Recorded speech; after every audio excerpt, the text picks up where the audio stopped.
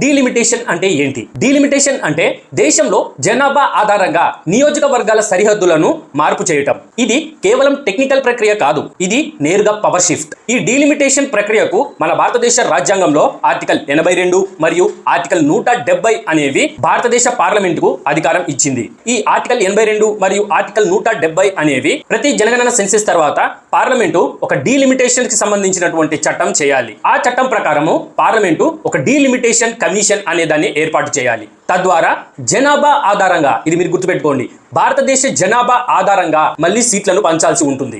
1973లో అదే శ్రీమతి ఇందిరాగాంధీ గారు పార్లమెంట్లో ఇలా జనాభా ఆధారంగా సీట్లు పంచుకుంటూ పోతే నార్త్ రాష్ట్రాలలో రాజకీయ బలం అనేది పెరుగుతుంది, అలాగే దక్షిణ రాష్ట్రాలలో రాజకీయ శక్తి, రాజకీయ బలం అనేది తగ్గిపోతుంది అని చెప్పేసి 42వ రాజ్యాంగ సవరణ చట్టం అనేది ఒక దాన్ని తీసుకొచ్చి ఈ డీలిమిటేషన్ ప్రక్రియను 25 ఏళ్ల వరకు ఫ్రీజ్ చేశారు. ఫ్రీజ్ చేశారంటే నిలిపివేశారు.